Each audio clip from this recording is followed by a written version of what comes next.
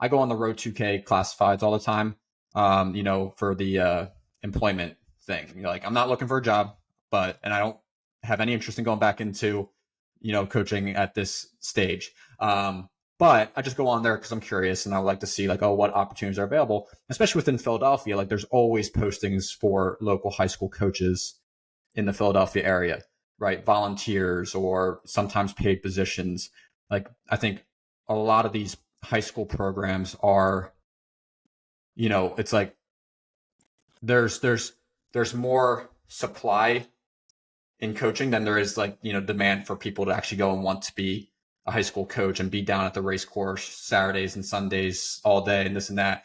And I'm curious for you in your development of two high school programs, and middle school, high school, like all that, like any advice, like, or anything that you focus on in particular in creating a staff that sets your kids up for success, but also the staff members want to be a part of it, want to be included, like, it's worthwhile for them. And that could be, again, like that could be in terms of just they get paid, which I think is a big thing, right? Like, and again, I don't know the inner workings of your team there, but some coaches, it's just, hey, like I need to get compensated, or I'm part of a team because I'm an alum and I'm very well connected to this program, like, and my heart's in it, that can kind of keep them a part of it for a longer time. Again, multiple different directions, but I think for high school coaches out there, something to kind of think about is like, how do you promote and bring more people to help become coaches within your program? So I smile because this is like, I'm so glad you asked this question, because like this is like if I had to pick like a soapbox that I want to get on the whole time about, the professionalization of coaches is like my biggest passion piece, I think, because we are entering an era where we don't have enough coaches. In the Midwest, every single program that I talk to doesn't have enough coaches. I count myself fortunate that we do have enough coaches. We've averaged, for a high school program, 8 coaches a year for the last 10 years, which is unheard of. And feel very fortunate that we've been able to pull that off. And it's not just because we try and pay properly. We're not necessarily paying a lot. And up until a year ago, we were only paying $7 an hour for our public high school coaches, which is not enough, considering McDonald's is paying $18 an hour in Ann Arbor. We just got to the dizzy heights of $15 an hour for high school coaching in Ann Arbor for public school. And that's not, by the way, that's not supported by the district. The district pays my position stipend and my assistant coach's position stipend, Lindsay, for the spring season only. The rest of it is supported by dues through the parent board that we have. So this is all funded by the team and dues. And then the rowing center this year, we just moved to $20 an hour for the middle school, like anyone who does middle school or the summer stuff. And the short answer is you have to pay people a livable wage. That's the answer. It's not complicated. If you want people to stick around and feel valued, pay them a livable wage. And this is going to be an unpopular comment, but veteran coaches in our community who say, well, back in my day, we just did it for free, which, by the way, I'm old enough where I did most of my career for free up until I became a full-time executive. Well, I'm now executive director for the program, but like I became full-time in 2017, and I use full-time loosely from a salary perspective, but like I'm now full-time. Like I did a lot of coaching for free for a long time, but that doesn't put food on the table for anyone. And the economy that we live in and our Gen Z are entering, they can't do this for free. And Gen Z have done an exceptional job of establishing boundaries, which I think they get kind of a lot of crap for, but actually I'm with them on this. As a geriatric millennial / Gen Xer, we should have done this 10, 15 years ago. And this is the hill that I'm prepared to die on. Because like, we just got to pay people properly. And it's really easy to say that you can't. I hear that all the time, but we can't. But you just bought a $40,000 Hudson. You can. You're choosing not to.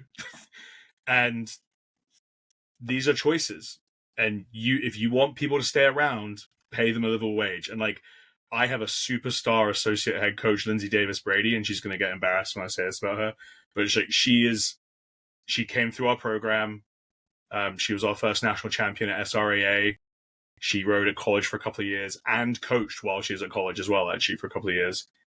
And getting her to full time and to a salary and with benefit, with Roth IRA benefits and healthcare is one of the, for me, is one of my proudest achievements as a coach. Like, she being, like, her having that access as a 27-year-old is why our program is successful, is because of her. But she's only going to stay around if I pay her a proper wage, right? Like, she is brilliant enough to go anywhere she wants in the country to go coach. And we are paying her a competitive salary where she doesn't need to leave compared to college programs. So, like, that's super important. And then we're going to bring a third person on this summer. And that's a combination between the rowing center and Skyline. It's not, certainly not Skyline because it's public, that's public high school stuff. But it's so important. Like, and then paying your assistant coaches who are part-time, right? At least an amount of money that is reasonable for their time and that they feel bought into the culture, because they have to like the culture as well. It's not just the athletes.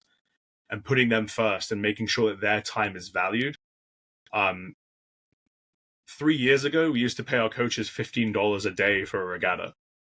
That's absurd.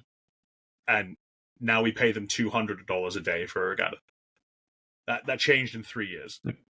And this isn't, by the way, this is not through any malintent of anyone. This is just, the parents, like, it was kind of like, they were like, really? And then it just shifted, right? Like, and they realized that, like, and this is partly because the race course happened, right? They realized that it was just crazy, like, how much work everyone was doing, but also, like, it's just the right thing to do. And we were getting closer to the end of, like, our first round of, like, boat purchases as well. And then we were, like, also, we were making those choices, right? And we weren't putting people first. And people run the program. And you can row in a crappy boat and still do well. It's the kids in the boat that make the boat go fast. It's not the boat. And I'll die on that hill as well. Like, yeah. Especially the high school level, like, you're not winning because you're in an MPACer. You're winning because you've got fast kids who learn how to row well. Like, and so the professionalization in that space is how you retain staff. And our middle school staff, when we told them that we went to $20 an hour this year, I mean, 2 of them reacted as if they'd won, like, an Oscar or something. Like, they, like, thought this was the coolest thing. And, like, I know it's a good, like, I'm really proud that we're doing that. Like, it's a really good thing. And we were also at the rowing center, before it was cool to do $15 an hour 10 years ago, we were doing $15 an hour. Like, we've always put people first. And it's always paid off because we've had really good staff retention. And as the owner of a micro business, right? We're not even a small business because it's like Lindsay and I are the only 2 people who are full-time. The comments that I get made to me are like, oh, but, like, what about your bottom line? And I'm like, going from $15 to $20 an hour obviously changes the bottom line.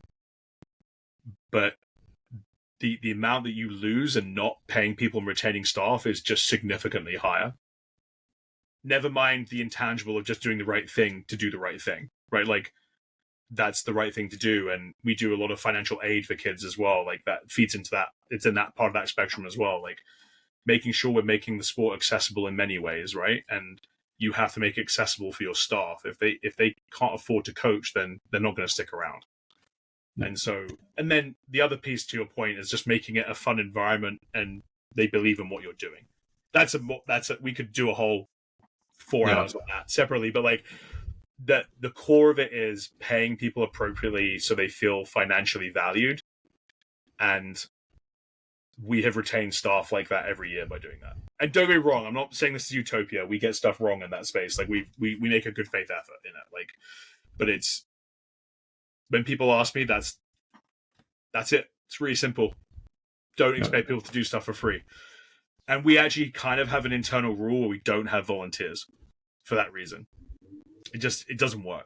And as someone who volunteered for over a decade in coaching, like, I loved it. And that was the culture in the UK. But we shouldn't be repeating